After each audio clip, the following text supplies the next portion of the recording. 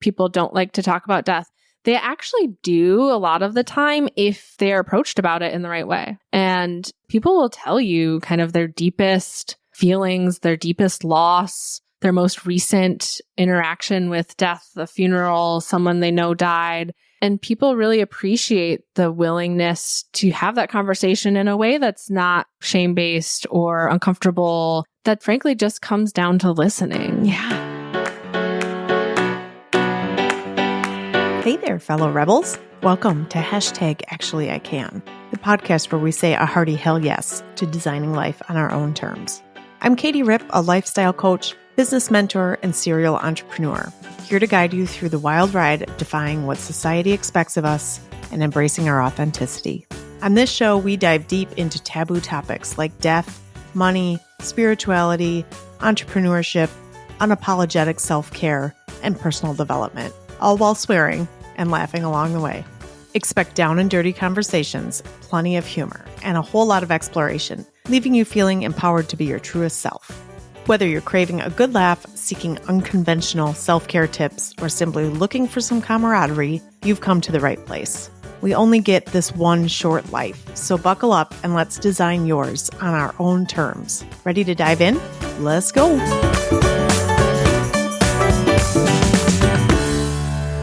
Okay, welcome Alanna from Good Mourning. Thank you. I'm so happy to have you here. Happy to be here. I am fascinated with death. Great. I lost my father-in-law early on. He was only 59 when he died, and it was super unexpected. Yeah. But I've also been to, I don't know, maybe 50 Catholic funerals. Wow. Right? Like just a lot of people in my life have died. I mean, we all die. Right? That's true. Yes, I can confirm. We all will die. Yes. Yes. But I think that it's just one of those topics that people don't really love to talk about. It's scary, and I don't know what just uncomfortable for people to talk about, even like around money and inheritance and what we're doing after we're gone. But mostly I had to pull teeth to get my parents to tell me what they wanted to do as a celebration of life. Of course we're Catholic, non-practicing, all of us. But the idea is that we would always have a traditional Catholic funeral. My father-in-law had the most traditional Catholic funeral, right? We had a wake that we stood in line, people stood in line for hours. We had a visitation before the actual funeral. Then we had the funeral. Then we went to the burial site. Then we had a full-on church basement lunch. Yep. But things in my lifetime even have shifted so much. And from the pandemic, a totally different industry altogether, it feels like. I have always sort of wanted to own a funeral home. Fascinated by it. Not own a funeral home, but you actually we're in the it. mix. Yeah, we're in the mix. You're in the biz, right? Yeah. Okay, so because I'm fascinated by this, I wanted to have you on, and I've been following you for a long time since shortly after you started, which I would love to just hear what Good Mourning is, how you got it started, why you started it. I'm fascinated by the business of it, but also how are you having conversations around death? Who's reaching out to you? Give it to me. Yeah. So the shortest version of how we got started, because there is no one moment in time where the stars aligned and there was lightning from the sky and all of a sudden we had a business. But myself and my two other co-founders, Helen and Lydia, all worked together, became fast friends. This was kind of at the tail end of the pandemic, the height of it at least. And we were just talking, as friends do, started talking about our experience with death, with funerals, kind of how that experience was a little bit different during the pandemic when people couldn't gather or chose not to in a lot of places. And then talked about how we thought maybe we could do it better and we could help people do it better. And after that, took a deep dive, as one does, into the internet, try to figure out who else is doing this, where is the industry now? What are the things that are changing? Where do we feel like we could fit? Are there people doing this in our area? Which, there weren't at the time. And so we really just thought we could take our event skills, our compassion, our empathy, and help people plan individual, unique, custom, personal celebrations of life, memorials, living wakes, anything in that space. So, we're really pride ourselves in not coming to people with a, you should do this, or this is what's done. It's really a, what do you want? How can we help you create this event, this gathering, this ceremony, whatever it might be, to match really what you think it should be and you feel like is right for yourself or for your family member. And that can mean a lot of different things. Yeah, you said living wake. Yeah. I need to know about that. But also, one of the questions that comes to my head immediately is, are you working with people after the death of a loved one or before, like pre-planning? I'm assuming both. Yep, but both. Like if I want to plan my own celebration of life, can I do that with you? Get that planned up and go forward. And then I guess in the funeral industry, I mean, we call it death care, end of life. Death care. There's some new lingo floating around. Yeah. But before, was it called funeral? Yeah. Biz? Mm-hmm.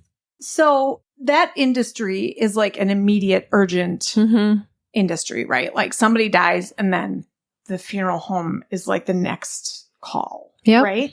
What does that process look like for you guys? Yeah, I mean, the beauty of our style of events and of gathering is it doesn't have to be right away. And, part of what I always want to make clear is people have been doing this for a long time. We're not the ones to think of any of these things, right? Okay. People have just been shoestringing it, right? Yeah. Or, I have a friend who, does this type of thing, they can help out. Or, my tech savvy, niece or nephew is going to help with this piece of it. And, you just find your family and you figure it out, right? So none of this is necessarily new, but we're hoping to kind of empower people to say, hey, you can do this whenever, however, wherever you want. So it doesn't have to be within, 2 weeks. It can be on, the 1-year anniversary of someone's death. It could be on their favorite holiday. It could be on their birthday. It could be any of those things. And it could be anywhere. Oh, I have goosebumps. So the way that you think about a wedding or a birthday party, it's basically the same level of attention and of personal choice that we want people to have in these end of life events. So that could be somewhere really meaningful to you, somewhere that you volunteered or your loved one really loved to go, a special place. And we're there to provide that support to help make it happen in a way that doesn't make it challenging, because everyone is not an event planner. Right. That's fine to ask for help for this. You know? Yeah. It's okay to not have this as a second job or a side hustle. Right. It's totally normal and understandable that you would want someone to check the catering order, to make sure the tent's big enough, to go through the timeline, to coordinate with the vendors, do all of that stuff, because you don't have to do it by yourself. Yeah. And I think, the more we just open up this conversation about it, the more people get comfortable talking about it. And people, probably have preferences, whether they've put them in writing, whether they've told anyone, who's to say? Right. But, once you start talking, people, well, no, actually, I don't want, this big party, or, I'd feel more comfortable if people did X and Y. And I think just letting people have those conversations in a way that's open and not starting from a place of, well, here are the 7 things you do. What song do you want? What flowers do you want? Which of these 4 hymns are your favorite? And there's a place for all of that too. There's a place for tradition. We're not necessarily a either or, we're an and. Yeah. That's how we talk about it. So yeah, I just think the more we talk about it, the better off we all are. For sure. As we've established, everyone is going to die. Yes. Can you give me an example of like something that you've done that would have been like necessarily either out of the box, or somebody that like actually had the conversation that maybe wasn't interested in having the conversation before they met you? Yeah. I think the best example we have is an event that we're actually working on that's coming up in a few days, which is a living wake. So here you go. Yes. Tell me about this. I've never heard of this and I'm fascinated. Yeah. So it's, I don't want to call it a trend because that feels trivial, but it's something that a lot of people are looking into doing and figuring out how to do. And that's generally people who know that they have a shortened amount of time before they are going to die, whether that's, a life-limiting illness, terminal diagnosis, someone just up there in age and they kind of know, you don't have an unlimited amount of time. None of us do. but have a sense that they're going to die in the nearish future and want to do something that brings their family, friends, everyone together while they're still here. And people say that all the time, just as an aside, when you're at a funeral. Well, when's the last time we all got together? Oh, I wish they were here, to hear all of these lovely things. Oh, I wish I could have told them, blah. Mm-hmm. So it's really acting on that instinct to do that while someone's still here. And this particular person has ALS. So that's really, unfortunately, one of those diseases that you do kind of know what's coming. Yeah. You might not know the exact timeline, but you know that it gets progressively more difficult to participate in activities, to do these types of things. And the family hired us because, they had talked about wanting to do something and thought, oh my God, that's, exactly what we want to do, but we don't have the time. Mm-hmm. And this is truly the perfect scenario for us to be able to be helpful in that space is someone who is caretaking for a spouse, who has children, who has all of these other things going on. How are they going to find the time to plan something? Yeah. Right. And they would have figured it out, but not with the amount of attention to detail and the help and the thoroughness that we can provide. And so what we're working on now, and I smile as I say it, is a royal roast. So he just is the life of the party, hysterical person, just so funny, and wants everyone to get up and tell their best jokes about him, their funniest stories, antics, the whole 9 yards. So we're going to have that. We're going to have a friend of theirs doing the MC work. And, we have little takeaway Christmas ornaments with his photo, and they're in little casket gift boxes. Oh my God, it's really the best of all of what we do, which is he's going to die either way. His family is going to have this horrible time either way. We can help and we can give some light to it, and we can be the fun people that he looks forward to something, that it's not, just drudgery to the end, that it's something fun and exciting that he can look forward to, that we can be helpful to make it all smooth and get people together. And it's just, I joke with Helen and Lydia all the time of every time I look at the photos, I start to cry. And that's just how we are, right? It doesn't desensitize you. Yeah. The more you talk about it, it doesn't take away any of that emotion. It doesn't make you any less sensitive to it. But you're able to at least process it in the way of, I'm part of the helpers, right? I'm part of the people making it easier, making it more fun, making it better. Yeah, because it's going to happen. It's going to happen. I totally have tears in my eyes thinking about that particular celebration of I'm really emotional right now. What an amazing service to provide, but also for him. And I'm assuming that nobody will miss it. It won't be an RSVP to a wedding, oh, I don't want to go because it's this or whatever. We all want to be there for the end. Mm-hmm. And I've had conversations with people around going to funerals, right? Nobody really knows the people that are there now know, that's who it's for, not necessarily the person that's passed, right? But you say all these wonderful, amazing things and have all of these memories, and they're not there to enjoy them. So what a service that you're providing. Yeah. I had never heard of a living wake. Is that you said, I don't want to trivialize it by saying it's a trend, but I'm guessing that's a newer thing. It's something we're just hearing more and more about, people wanting to do it, especially people with a terminal or life-limiting diagnosis. And it's just really, I think, a lot of factors. I think, I don't know if people would necessarily process it this way, but I do. But things that COVID taught us about death and dying, and the want to gather, to be with people, to be physically present with people when you can, to connect in that way, I think was one thing that certainly people didn't realize had that much impact until it was gone. Yeah. And I think there's still reflections of that and echoes of that in so many ways, that collectively we have a lot of stuff to get through still, even though people don't like to think about it. Can you believe it's going to be 5 years? Oh, it's just wild. I just can't believe 5 years has gone as fast as it did. Yeah. Even though that year felt like the slowest year on earth. Right. Right. Yeah. We're still, I think, collectively processing and feeling a lot of those things. And I think some of this might be a reaction to that. I think younger people also really prize, having those experiences. It's very experiential generation, as people get younger. And I think people are starting to fall away from kind of tradition for tradition's sake. Yeah. Yeah. So that's not to say that it's not still there. I can do it however I want. I'm going to do it this way. And this is the way we're going to do it. Yeah. I think people just understanding, like I said, there's a place for tradition. For some people, that feels comfortable and that feels like exactly the right thing. And that's wonderful. And for some people, they've kind of lost that connection to it and they want something different and they want to have and we can change our mind. Right. Right. Like just because at 35 years old, you thought it was going to be one way, at 60, it might be totally different for you. Yep. I mean, my parents are a perfect example. Like, I don't think that they have plots. I hope they do. You can check into it. Yeah. I hope they We'll make you a to-do list. Like maybe I should know that if they do.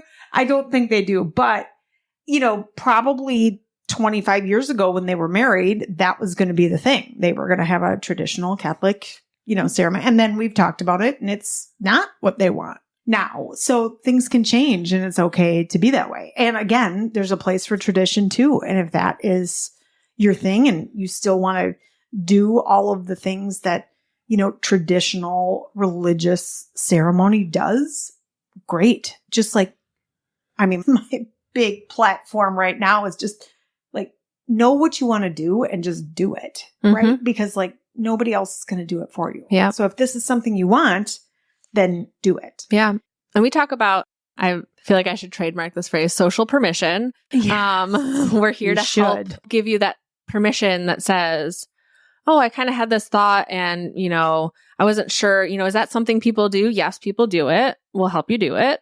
And you can do that. Yeah. And that's fine. Yeah. And that's okay. And even if people have never done it, that also means it's fine. Yeah. You do it. Right. Like the first person that did a living wake was probably like, what are you doing? Right. But now it's going to catch on and it's going to be amazing. Yep. Yeah. And I think it is the kind of the privilege of being an outside party, right? Sometimes people don't feel comfortable saying certain things to a family member.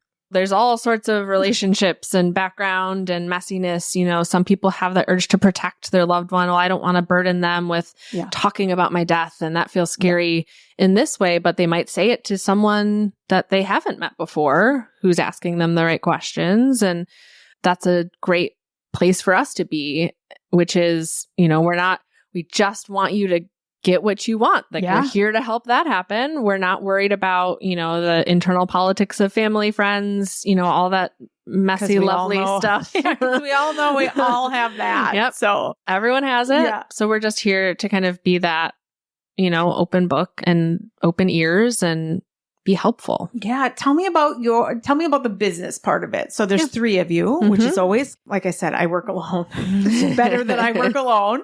So I love that there's 3 of you. And I'm assuming you all have different skill sets that come together to make this beautiful Good Mourning. Tell me about how this came to be and how's it going and anything you've learned and all the business side. Yeah, it's funny. We get that question semi-regularly because 3 is a large number to be running a small business. But yeah, it really starts from a place of trust. We worked together at previous work for all of us, but became friends through that and realized that we could disagree, we could have different opinions, but always come back to the place of trusting that we, even if it's not the same viewpoint, it's for a reason. And, just being very open to that because we certainly don't agree on everything. Yeah. Because we're human beings. And we shouldn't. Right. Right. So, and we have just very different skill sets. That certainly helps a lot. We're not always clamoring after the same things. Certainly I am the one willing to go on a podcast for and excited which to. We appreciate. Which is great. And we would love to have Lydia and Helen on too. And they would, one of them would not love to do that, but it works because of that, right? We have different skill sets, different work. And I think, a lot of it is just figuring it out as we go. We've been very intentional about kind of how we've launched. We did tons of conversations and research and meetings and things before we even started to think about maybe actually forming a business. And we don't take it lightly. We take it very seriously and we just keep those lines of communication open constantly in text, in Slack, in email. We're just always, always, always talking. And I think that just makes all the difference in the world of, the more you can communicate, you get the good, bad, the ugly out. You don't let things fester. And, that's how we make it work. And we all just are really in it for the right reasons, which sounds very cheesy, but not to this girl. I love it. Yeah. We just want to do good things together. And, it just helps to have that clarity of vision of there's no question of, someone's in it just because they want to be along for the ride. We all take great pride in our work. We all want things to go very well in every scenario. We always over prepare. We always do things 110%. And I mean, it's how we just sounds keep like things a very moving. Value-based, heart-led business. Well, which, of all the businesses in all the world, those are the ones I want to make it, right? Like, I want you to thrive and I want it to be like the best. As far as like business goes, the trajectory of people, has it like just snowballed into like, I'm assuming you're referral based, right? I mean, of course we have marketing and advertising and all of those things, but I'm guessing that this is going to be word of mouth forever. Yep, for sure. Yeah. Referral based. Certainly kind of our main business is the event planning side, but we're also working really hard to connect people in this space, in this industry, in death care, in the end of life ecosystem, whatever phrase you want to call it. We recently held a networking event just for people in that space. So getting people together, hospice workers, death doulas. I know. I was going to say, I always say that and I pause. I wait for the reaction. I know. Okay, we'll come back. I've actually heard that. I mean, I certainly know what a birth doula is, and I had one. I need a death doula conversation. There's all sorts of like fascinating stuff going on in this space. And for the most part, people are super open and welcoming. And, we talk to estate planners and attorneys and financial advisors because if you are someone, if you're any, they say any adult should have an advanced care plan, should have a will, should make their wishes known. And that requires more than one person, usually. An attorney or someone who could advise you legally. A lot of times there's a financial planning aspect because you're thinking about, do you have the funds for what you want your end of life to be? And then, there's hospice care, which, is probably the way that most people kind of can tangibly understand the connection there. And then there's death doulas and other providers. And so really bringing that community together so that we all know each other. Yeah. And when you're talking with someone who's looking for XYZ service, I know someone who works in that area, I can refer you out. So I think also just starting that conversation in the community of who all is out there, how are these people connecting? Can we help connect people again as the gatherers?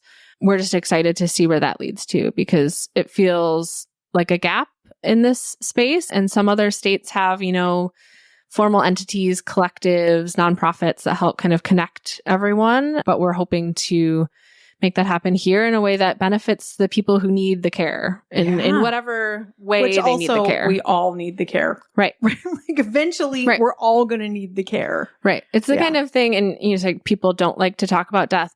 They actually do a lot of the time if they are approached about it in the right way. Yeah. And I mean, it has been so interesting and so wonderful and meaningful to talk about Good Mourning just to whoever, because people will tell you kind of their deepest feelings, their deepest loss, their most recent interaction with death, a funeral, someone they know died. And people really appreciate the willingness to have that conversation in a way that's not, shame-based or uncomfortable. Yeah. That's, frankly, just comes down to listening. Yeah. In my coaching career so far, I have discovered that people just we just need space. We need safe, brave space to be able to share our deepest, darkest fears without judgment.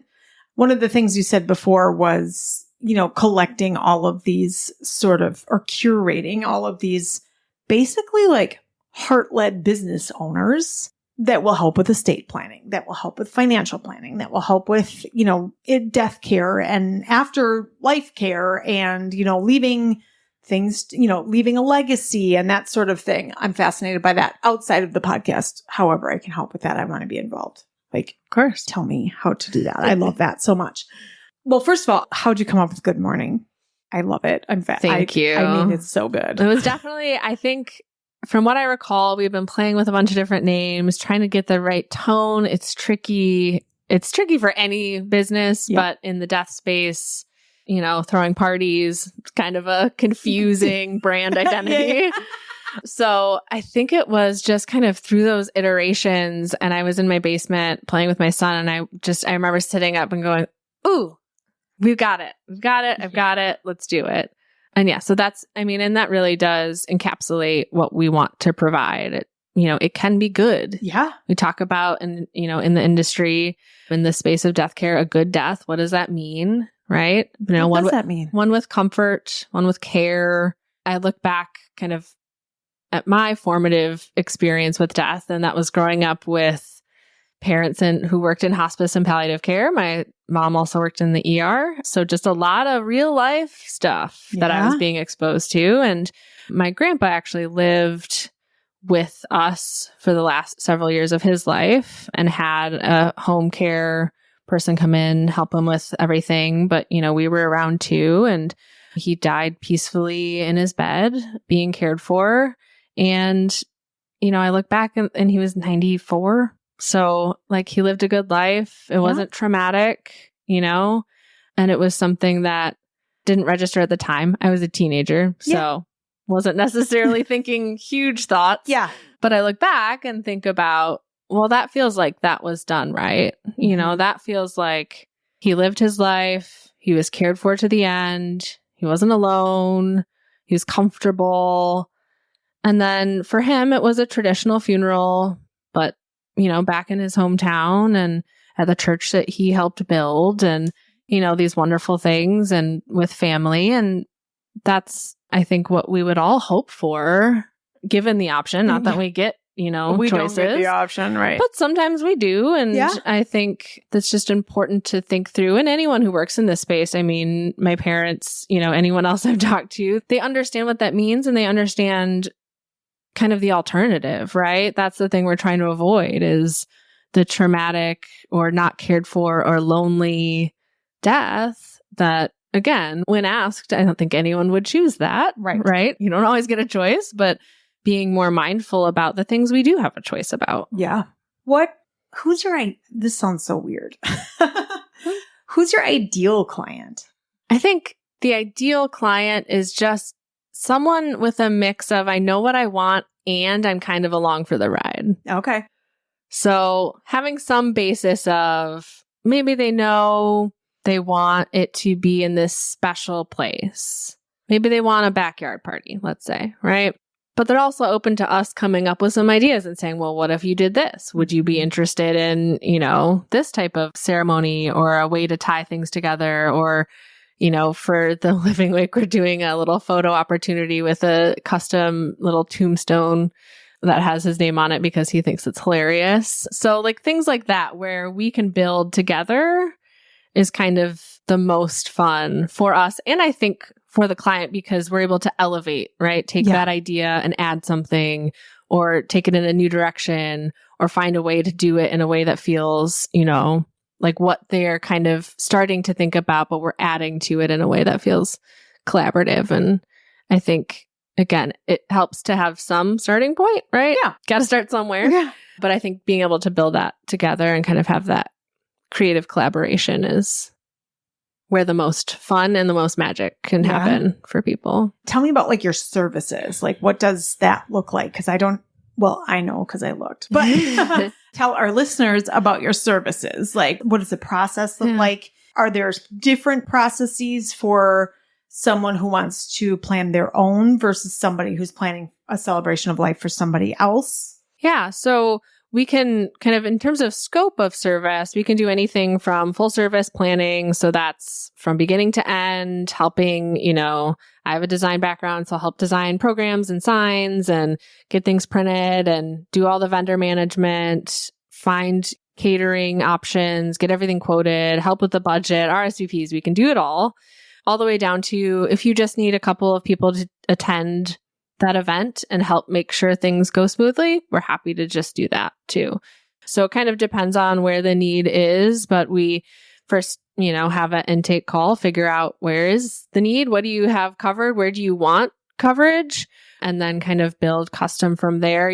We say we have packages, but it really is all just a starting point to give people an idea of, well, how much could they do versus how much do I want or need? Because people find joy and a sense of meaning from being part of it. And we don't want to take that from anyone, obviously. If their, son or brother is, I want to do the slideshow because that would be really meaningful to me and I would love it, then that's fantastic, right? Yep.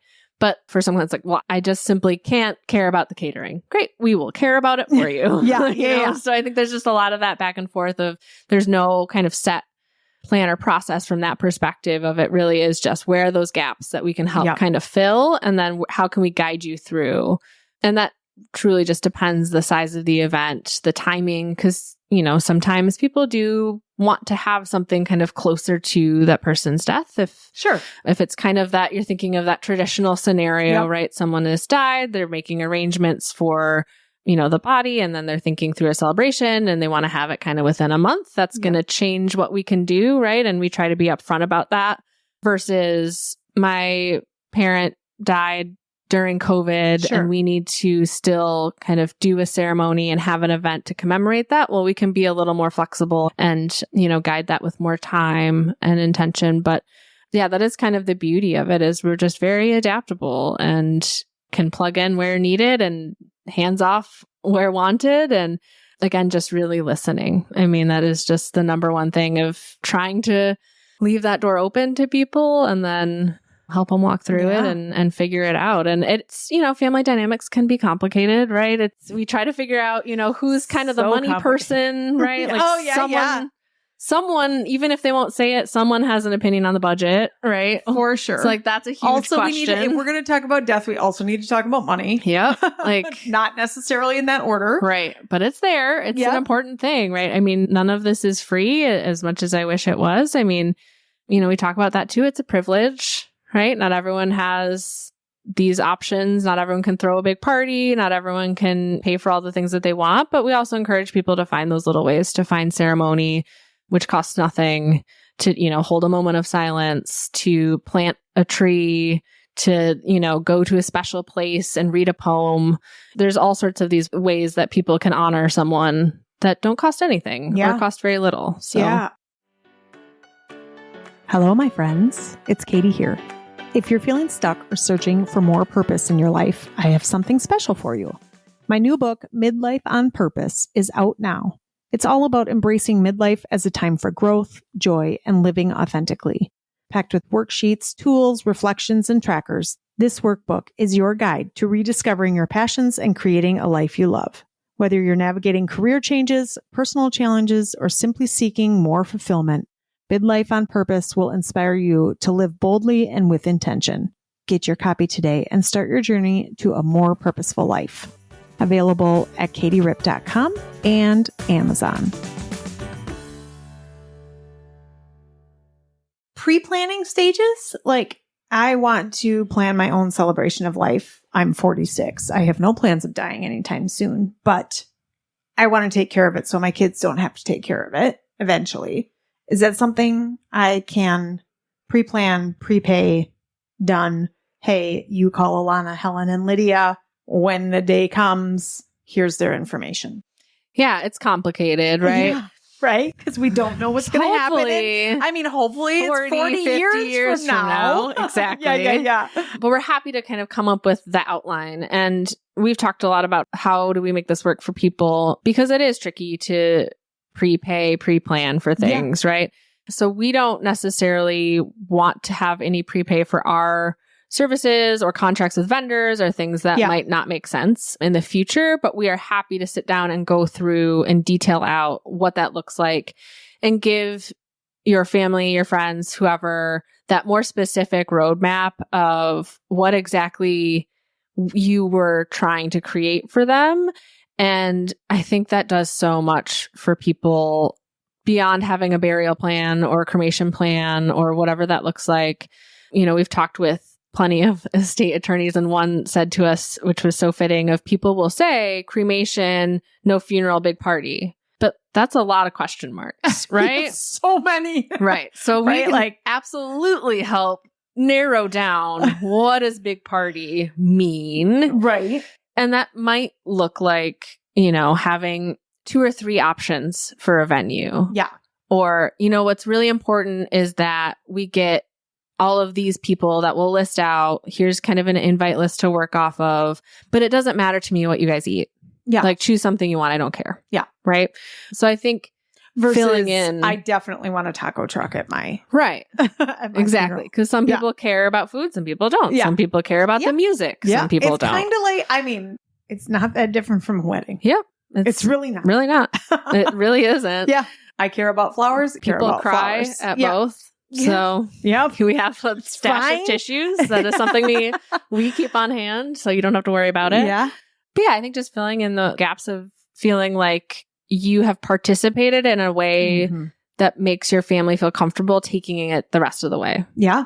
And there are other, I'm not an attorney, but there are other services. There are other products out there for saving for funerals, right? Yep. Like there's your irrevocable funeral trusts, and there's the estate planning that would give you an option to save this amount of money for this, with the intention of this is in your trust. But we have to have those conversations too, right? Like it's not just about the, cremation party. Right. It's we need to also talk about what happens the day you die. Right? Yep. Like what happens with the accounts? Where are all the passwords?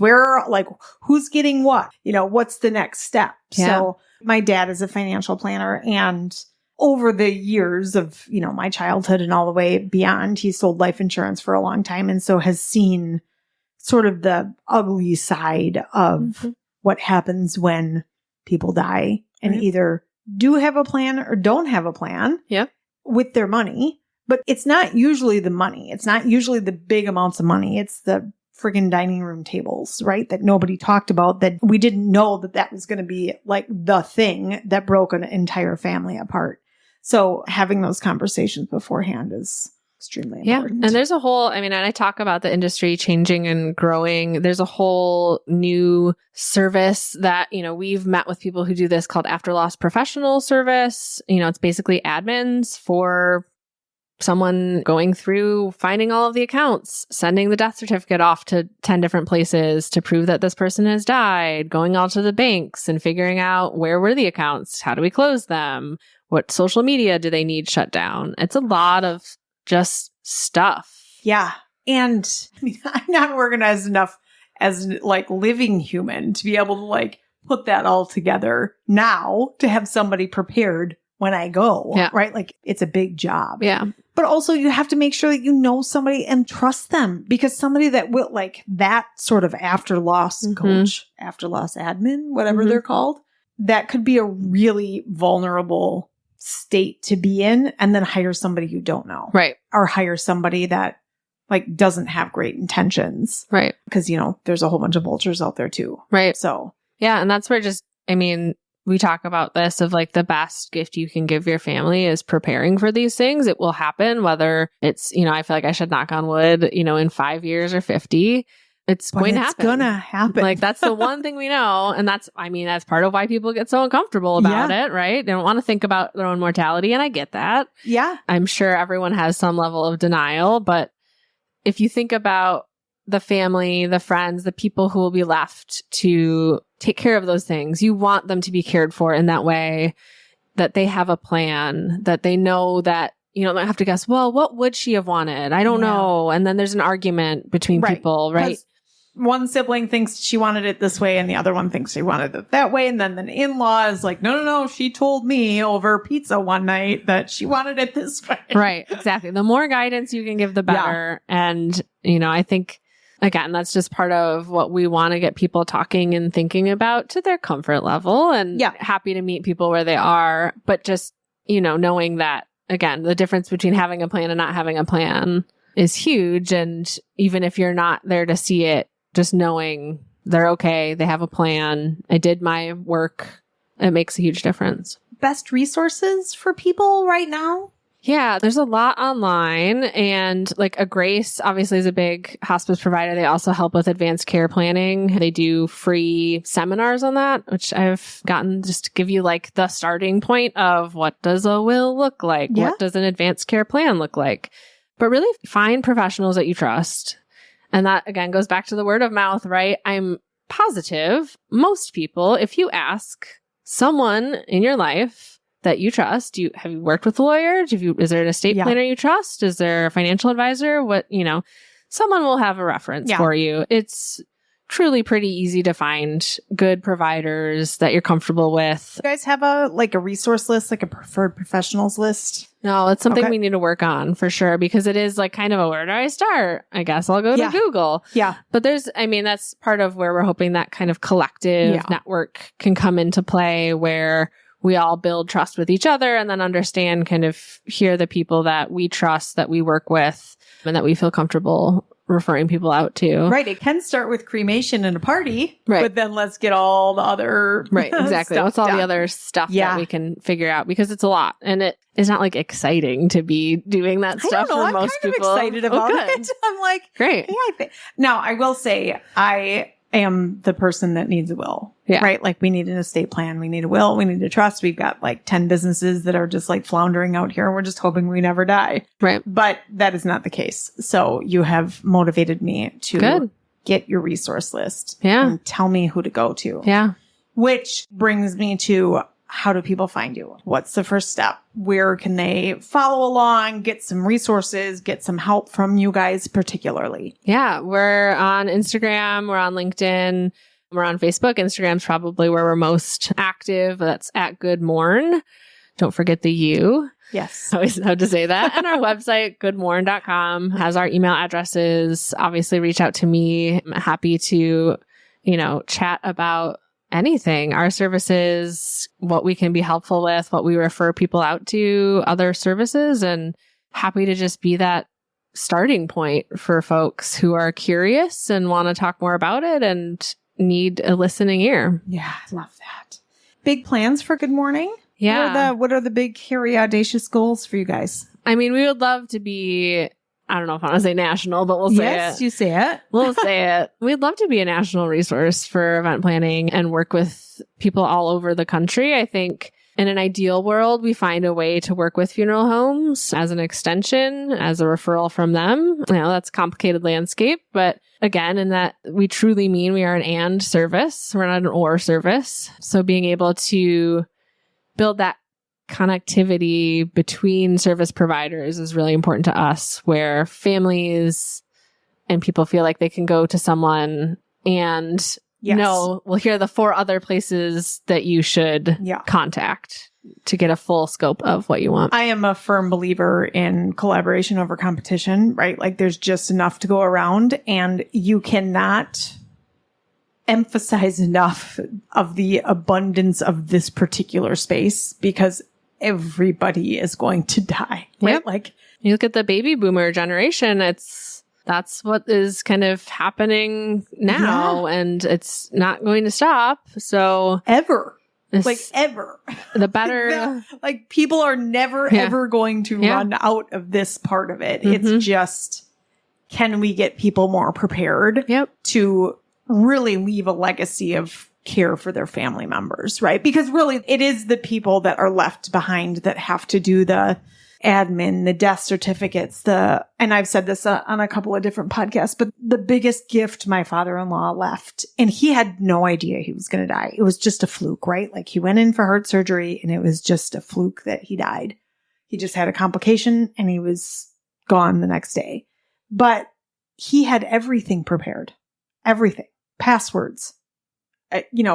His cell phone with the passcode set out, all the keys, all the, they had just bought his plot. Like he had everything laid out. And the only thing she had to do was go out and get a bunch of death certificates and send it out.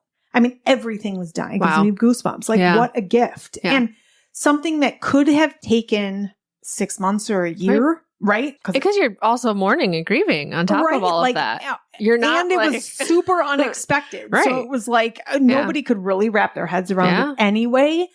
But the fact that it was done, it took like 3 weeks. Yeah, that's huge. And aside from waiting for the taxes, there was just nothing left to do. And I know other people that have been, fighting with institutions for years over that. So, not to blame anybody that's not prepared, right? But at the same time, get prepared. Right, exactly. Try to make choices when you can. Yeah. When you have the bandwidth, Yes. I'm not here to lecture anyone. Yeah. Do what you can when you can. Just and maybe know start that with the party. Yeah. Right? Like maybe if that feels like a fun, tangible thing. Yes. Like, great. It might open up the door for the stuff that like we've been avoiding for a while. So, and literally you've motivated me to plan my own celebration of life and maybe living wake, which means I have to probably do my estate planning. Right. Great. This is good. Great. Yeah. It all kind of leads one to the other. And I think that's part of the ripping the Band-Aid off, right? Once you do one thing that's related to this, what feels like big, messy, complicated decision it just gets easier from there. When you've had one conversation about it, the next one is easier. Yeah. And we find that too and when we talk to hospice care providers or estate planners, after that first conversation, it's just so much easier. If you can just start talking about it.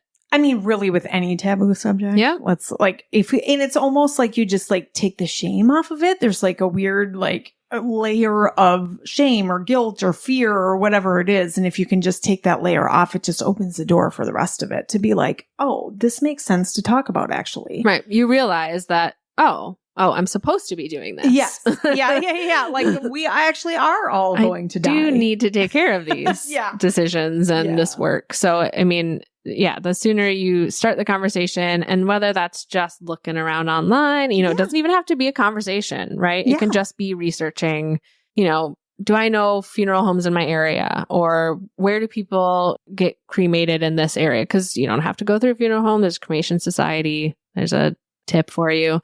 Or there's natural burial, which there's plenty of options there too. Yes. My first podcast ever was with my friend Lynn, who's got stage 4 breast cancer, metastatic breast cancer. She came on and like talked all about death, her life and everything. She's already got her plan. And we were laughing that they're just going to like wrap up her body and put it in the back of her Prius and send it over to the place. What is the place? Is it outside of in Verona? Farley Center? Yeah. So she's just like, her dog picked out her spot. And she's like, just wrap me up, put me in there and take me over there. And we're going to just like, they're just going to drop me off. It's going to be fine. Great. Cool. Yeah. Amazing. Got a plan, right? Yeah. The plan is the key. Right. Yeah. And it is, we can't control all of it. Yeah. But there are pieces you can. Yeah. So let's focus on that part. Control freaks out there. Let's do it. Yeah. Exactly. Do it while you can. Yeah. Anything else you want to say to the listeners out here about this? Or I think really I would just reiterate that this is a space and an industry and a community that is changing, that is growing, that is collaborative and open. So truly anyone who just wants to know what's out there, wants to start a conversation, we are part of that conversation, and we are not the beginning, middle, or end of it. We are just part of it. There are so many people who have been doing this work for a long time, who continue to do this work. And we're just honored to be a part of that community and excited to see where we can make a difference and help people feel good about the way that they celebrate their life. Yeah. I'm just so excited to watch where this goes. I can just see you like talking to Hoda Kotb. I'm here for it. Let's do it. Do you have her on the line? Is that Hoda? Yes. Oh, wait, Hoda. Let me get her quick. Surprise guest. Surprise. Oh my God. I love it so much. Yeah. We're excited. Yeah. Thank you for coming on. Yeah. Thanks for having me. And that's a wrap on today's episode. I hope you enjoyed diving deep into the world of living authentically with me. Before you go, don't forget to connect with me on Instagram. Shoot me a message at Katie Rip. I'd love to hear your thoughts on today's episode and connect with you further.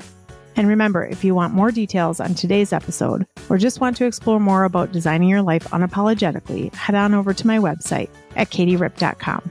There, you'll find all the juicy details and resources you need to keep the inspiration flowing. Lastly, if you'd like to join me on the show, whether it's to tell about your experience of designing your own life, To share your expertise, or if you'd like to participate in lifestyle coaching live on air, don't hesitate to reach out. Your story could inspire countless others on their own path to living authentically. Thanks for tuning in. Until next time, keep living boldly, designing your life, and remember, #ActuallyICan.